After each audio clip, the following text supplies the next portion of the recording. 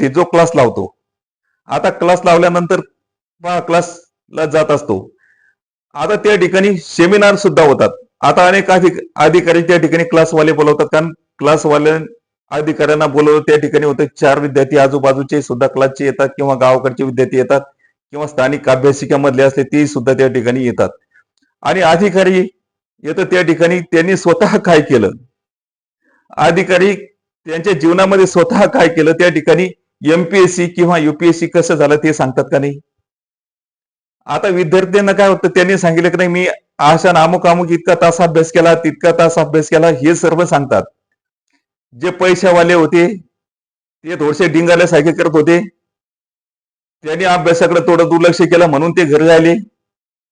त्याच्यानंतर आम्ही नाही का रात्रंदिवस झपाटून अभ्यास केला म्हणून आम्ही लागलो.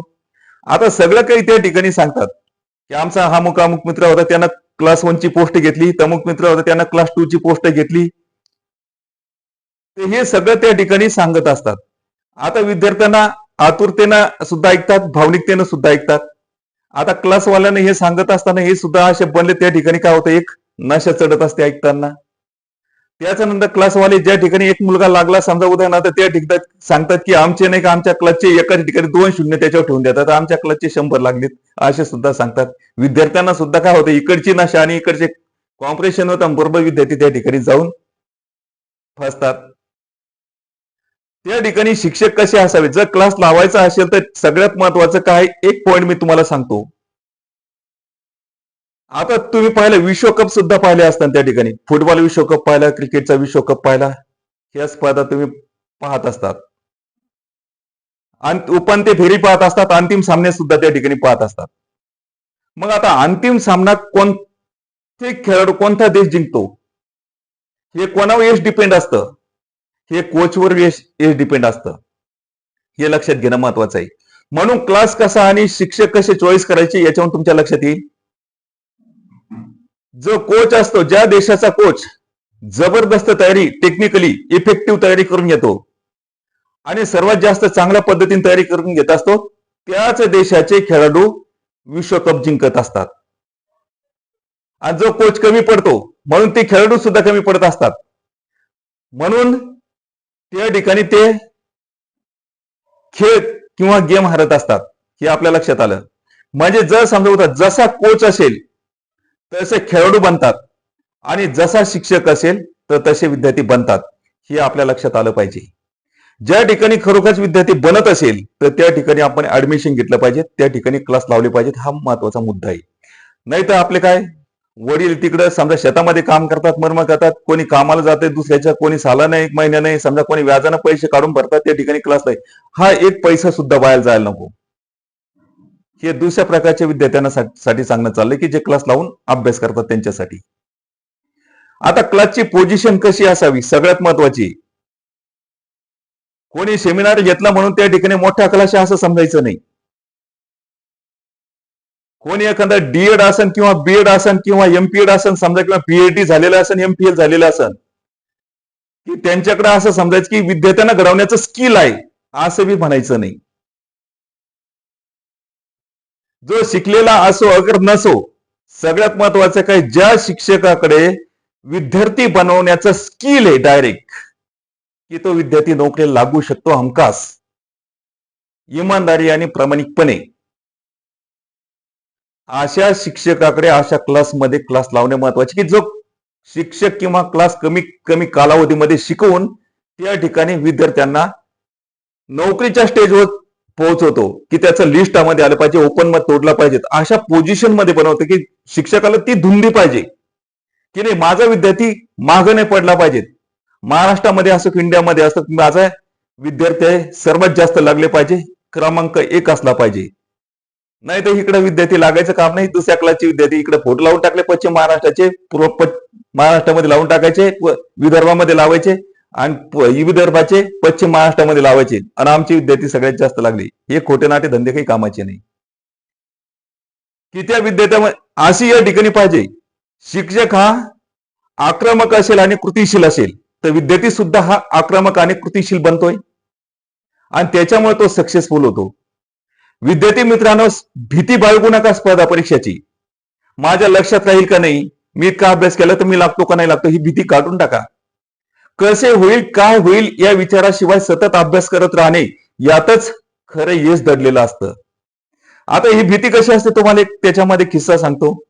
आपण सकाळी अंधारामध्ये उठता आणि अंधारातच आपण पुढे जातो आणि पुढे जाता जाता आपल्याला काय होतं रस्त्यामध्ये समजा लगेच आपल्याला असं गोल गोल मध्ये याच्यामध्ये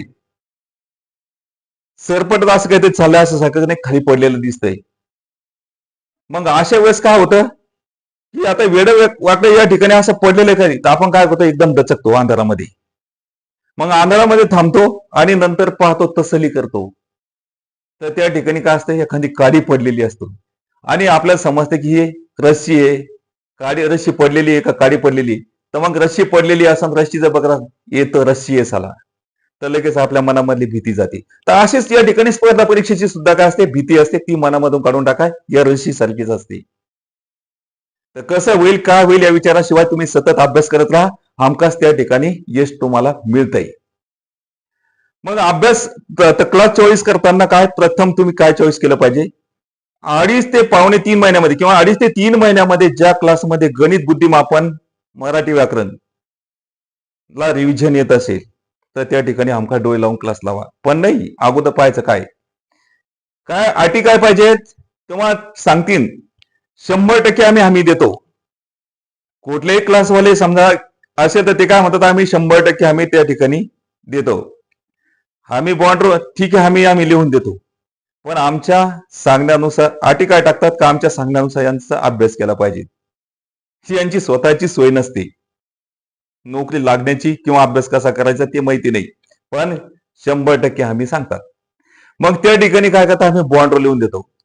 मग बॉन्डवर मध्ये सांगतात काय आम्ही सांगू तसा अभ्यास करावा लागेल, आम्ही सांगू तो स्टॅमिना ठेवावा लागेल, आम्ही सांगू तितके तास अभ्यास करावा लागेल आणि इतका अभ्यास असा केला तर हमखास त्याला ठिकाण लागतं. मला सांगा ग्रामीण भागातला विद्यार्थी असतो तो नवीन नवीन जातो त्याला 2-3-4 घंटे तो कधी बसलेला नसतो त्याला पहिलीच भीती वाटते की बाबा या ठिकाणी हे सांगतील त्या ठिकाणी घाबरून जातो.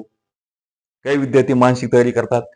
तयारी केल्यानंतर ते काय होतं ऍडमिशन घेतात फी देतात आणि त्याच्यानंतर काय होतं की हे बापरे खूप हे अभ्यास करावा लागतो ताणून घेतात. मग ते पैसे यांना मिळून जातात हा पळून चालला जातो. मग काही अकॅडमी मधूनही सुद्धा असं होतं आणि क्लास मधूनही सुद्धा असं होतं. बऱ्याच जणांनी असा अनुभव घेतलेला असतो. पण त्या ठिकाणी काय असते विद्यार्थ्यांना जर समजा काही प्रोत्साहन दिलं सगळ्यात महत्वाचं काय आहे तुला जमतंय तुझ्याकडून होतंय तू कर. जमतंय तुला मरत नाही कर होतंय असं प्रोत्साहन द्यावं लागतं त्या ठिकाणी. 100% हमी केव्हा बनते बाबा हे लक्षात घ्यायचं कारण माणसाला विवेक बुद्धी आहे प्राण्याला सहज बुद्धी आहे. हा जो मनुष्य हा प्राणी आहे का. आपण जर समजा उदाहरण सहज सांगता 100% निकाल 100% हमखास निकाल येतो. अरे तसं नाही बाबा हा तो प्राणी नाहीये. कारण कोणत्याही बकरीचं पिल्लो असो म्हशीचं पिल्लो असो किंवा त्या ठिकाणी कोणत्या वयातला प्राणी असो त्याला डोक्याच्या वर पाण्यामध्ये टाकलं ते सहज पोहून निघतं कारण त्याला नैसर्गिकरित्या त्याला शिकवलेलं नसतं कोणी की असं पोहायचं म्हणून. तो नैसर्गिक त्याला सहज बुद्धी असते म्हणून ते पोहून निघतं. त्याला शिकवायचं काम नाही पडत. पण मनुष्याला विवेक बुद्धी असल्यामुळं काय करावं लागतं त्याला 1 नंबर बघावं लागतं 2 नंबर ऐकावं लागतं 3 नंबर समजून घ्यावं लागतं आणि 4 नंबर त्याच्यावर धुवाधा प्रॅक्टिस करावं लागते पुन्हा पुन्हा प्रॅक्टिस पुन्हा पुन्हा प्रॅक्टिस करावं लागते पुन्हा पुन्हा प्रॅक्टिस करावं लागते तेव्हा कुठं त्या ठिकाणी ते नॉलेज अवगत होत असतं. आता ते नॉलेज अवगत झाल्यानंतर मेंदूमध्ये नॉलेजचा साठा होत असतो आणि त्याचं अंमलबजावणीचं कला कौशल्य त्याला स्किल निर्माण करावं लागतं. अंमलबजावणीचं कला कौशल्य म्हणजे पेपरच्या माध्यमातून त्या ठिकाणी पेपर हा टायमिंगच्या आत सोडला गेला पाहिजेत आणि पैकीच्या पैकी कसे मार्क पडले पाहिजेत त्याच्यासाठी त्याला पुन्हा पुन्हा प्रॅक्टिस करावं लागते. आणि तेव्हा प्रॅक्टिसनच काय होतं अंमलबजावणीचं कला कौशल्य निर्माण त्यालाच काय म्हणतात विज्ञान म्हणतात. ज्याला हे विज्ञान जमलं तो सक्सेसफुल आहे. तर म्हणून हे विज्ञान तुम्हाला घेणं महत्वाचं आहे. म्हणून पुन्हा पुन्हा वाचन करा. भले तुमच्या मनामध्ये काय होतं वाचत असताना विचार येतील नको असतील ते विचार येतील तुमचा स्पीड वाढवा. ते विचाराच्या पेक्षा जास्त जर तुम्ही स्पीड वाढवलात वाचन असताना तर ते विचार ऑटोमॅटिक मागे निघून जातात. येऊ द्या ना काय फरक पडत नाही. कारण काय होतं की विचार काय येतात की आम्ही काय करतो थोडस एखादा घंटा वाचतो 1-2 तास वाचतो पुन्हा दोस्त मित्रासोबत जातो बस स्टँडकडे इकडे तिकडे हिंडतो गावात हिंडतो इकडच्या तिकडच्या गप्पा ठोकतो. त्याच्यामुळे काय होतं की जे व्हायरस निर्माण होतात त्या विचाराचे, तर त्याच्यामुळे अभ्यास करत असताना तुम्हाला ते ध्यानात येतात. तर म्हणून हा प्रॉब्लेम निर्माण होतो. म्हणून नियमित मी विद्यार्थ्यांना सांगत असतो की तुम्ही जर स्पर्धा परीक्षामध्ये तुम्ही स्वतःला ढकलून दिलंय की आता तुम्हाला सक्सेस व्हायचं, तर भीतीच्या आड काय चाललं ते काहीच घेणं देणं नाही. पुस्तक आणि तुम्ही सगळ्यात महत्वाचं आहे. दिवसभर इतकं घडून टाका की आजूबाजूला काय चालू आहे भीतीच्या आड मला माहिती नाही. म्हणजे मनी वश ते स्वप्न दिशे. कारण जे तुम्ही वाचाल तर तुमच्या झोपेमध्ये सुद्धा एखादी रिव्हिजन एका पुस्तकाची होऊ शकते, हमखास होऊ शकते. हा अनुभव कोणाचा आहे, जे विद्वान व्यक्ती असतात ना, दिवसभर अभ्यास करतात, त्यांना बाकीकडे काय चालू माहित नाही. कारण तेच अभ्यासाचे विचार मनामध्ये येतात, तर मग विचारही सुद्धा झोपेमध्ये ते चालू होतात आणि त्या ठिकाणी अभ्यास ऑटोमॅटिक अभ्यास होण्यासाठी, झोपेत सुद्धा अभ्यास होण्यासाठी मदत होते. बघा तुम्ही करून, हे तुम्हाला सक्सेसफुल होत आहे. तर आता हे तुमच्या लक्षात आलं की पहिलं काय सगळ्यात महत्वाचं, 2.5 ते 3 महिन्यामध्ये काय क्लास तुमच्या त्या ठिकाणी संपूर्ण पुन्हा डबल रिव्हिजन द्यावं लागते. कारण तुमची पहिली रिव्हिजन म्हणजे काय असते, ती एक नागाटी असते. 2 नंबरची रिव्हिजन उभी पाळी, 3 नंबरची रिव्हिजन आडवी पाळी असते. उभी आणि आडवी पाळी अशी असते. आता त्याच्यानंतर तुम्हाला काय करावं, तर जमीन एकदा भुसभुशीत तयार झाली की पाऊस पडला म्हणजे त्या ठिकाणी जाहिरात आली. जाहिरात आल्यानंतर जाहिरात म्हणजे एक संधी असते की त्या ठिकाणी काय तुम्हाला नुसतं बी लावायचं आणि बी लावल्यानंतर म्हणजे काय ती संधी पकडावं लागते ना. तुमची तयारी असेल तर ती संधी पकडल्या जाईल. तर ती उगवायची, त्याची सुद्धा मालाची देखभाल करावी लागते. म्हणजे तुमच्या रिव्हिजनवर रिव्हिजन, जिथं कच्चे दुवे असेल ते पक्के करणं.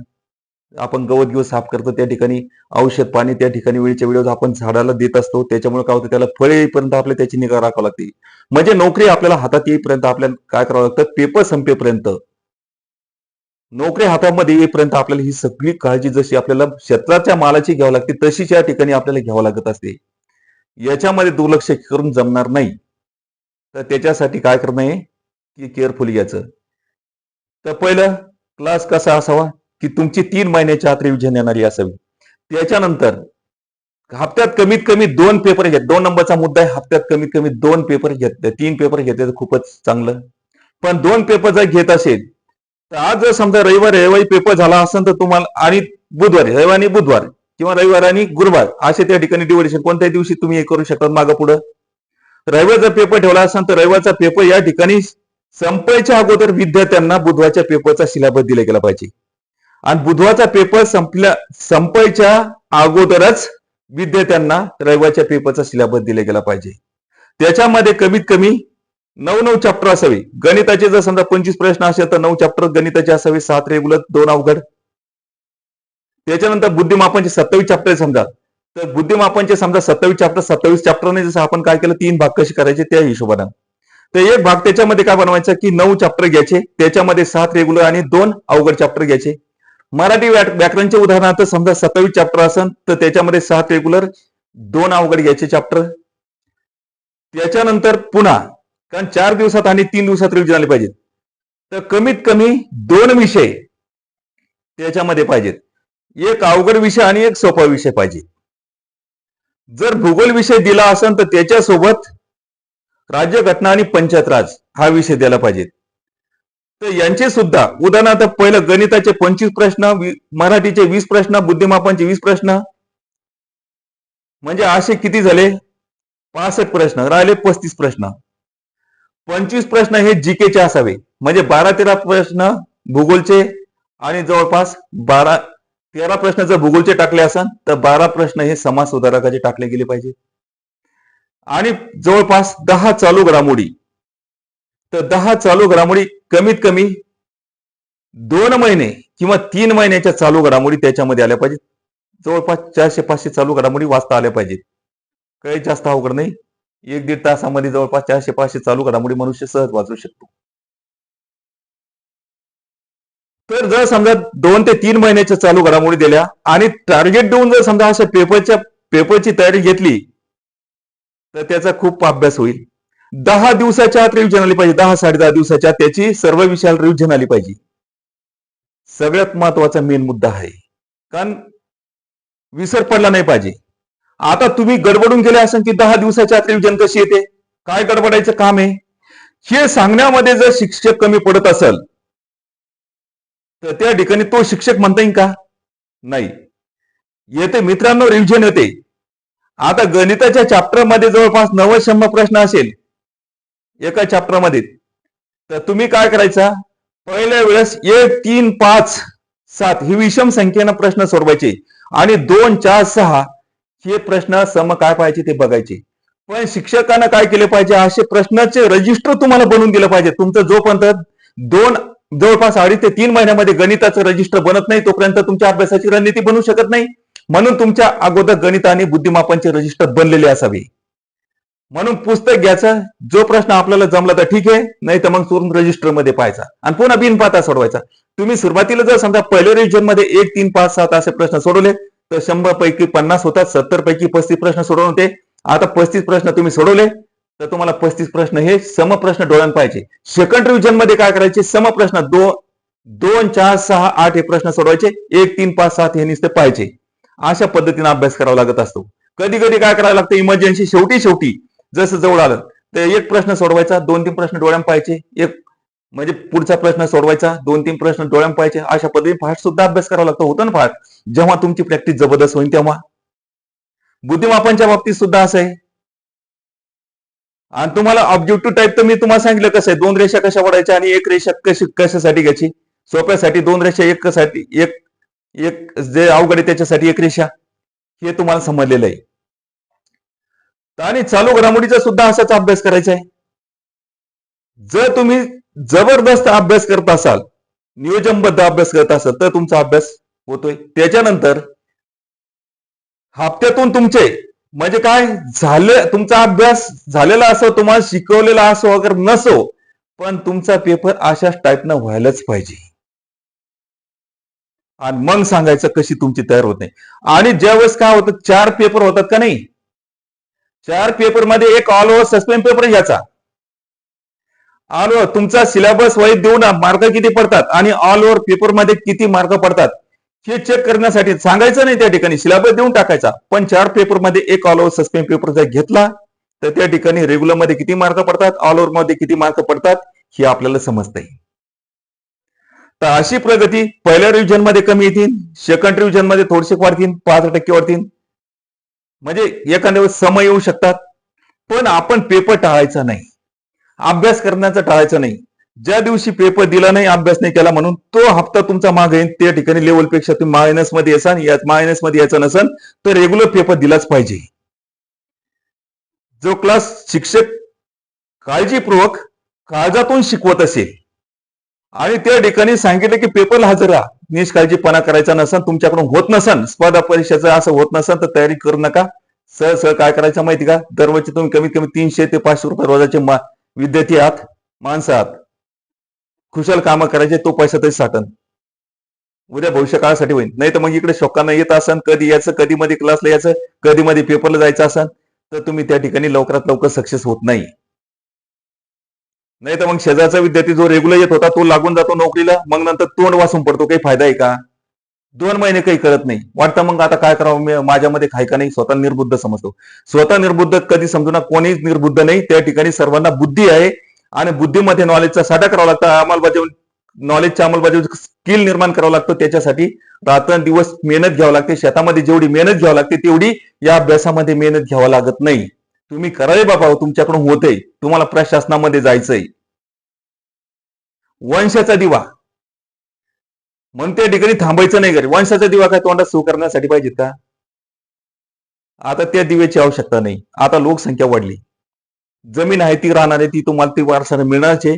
पण ही जी जमीन आहे पहिली प्रशासनामध्ये नोकरी जाण्याची, ही पहिली जमीन तयार करा, होती तुमच्याकडून. तर ज्या क्लासमध्ये अशा पद्धतीनं तयारी करत असाल तर ते क्लास हमखास डोळे लावून जॉईन करा. तुम्हाला कुठे 5 पैसे भरायचं काम पडणार नाही. कमीत कमी तुम्ही दररोज दिलेला अभ्यास तुम्हाला टायमाच्या आत झालाच पाहिजे. तुम्ही म्हणता पाहिजे शिक्षकांना पुन्हा जास्त अभ्यास द्या, मी अभ्यास करतो, पुन्हा जास्त अभ्यास द्या, मी अभ्यास करतो. तुम्ही टार्गेट द्या आणि मला लवकरात लवकर नोकरी जायचं, नोकरी लागायचंय हे तुम्ही सांगत चला. आणि ज्या शिक्षकाकडून हे होत नसन, ज्या क्लासमध्ये हे होत नसन तर ताबडतोब 2 हप्ते म्हणा, 3 हप्ते म्हणा, 1 महिन्याच्या आत पाहायचं आणि तिथून काय करायचं, पळती बाजू घ्यायची. नाही तर तुम्ही त्याच क्लासमध्ये थांबला तर तुम्ही सक्सेसफुल होणार नाही. म्हणून विद्यार्थी मित्रांनो, क्लास तुम्हाला सांगितलेलं आहे, पहिल्या प्रकारचा विद्यार्थी सेल्फ स्टडीमध्ये अभ्यास कसा करायचा, प्रॅक्टिस कशी करायची ते सांगितलं.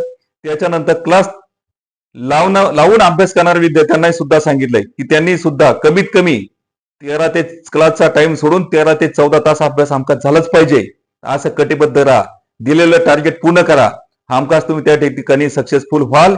यात आत्मविश्वासाने तुम्हाला सांगतो, 100% सांगतो. जे विद्यार्थी करणार, कोणते, त्यांना भीतीच्या आड काय चालू माहिती नाही, ज्यांनी अभ्यासामध्ये घडून टाकलंय, सिच्युएशन अभ्यास करतात, ते हमखास त्या ठिकाणी सक्सेस होतात, याच्यामध्ये नो डाऊट. तर विद्यार्थी मित्रांनो, आज या ठिकाणी भरपूर तुम्हाला काही सांगितलंय, व्हिडिओ सुद्धा थोडा मोठा बनलाय, तर तुम्ही हमखास या ठिकाणी सांगितले त्याची अंमलबजावणी कराल आणि तुम्ही यशस्वी व्हाल, अशी मी तुम्हाला सर्वांना शुभेच्छा देतो.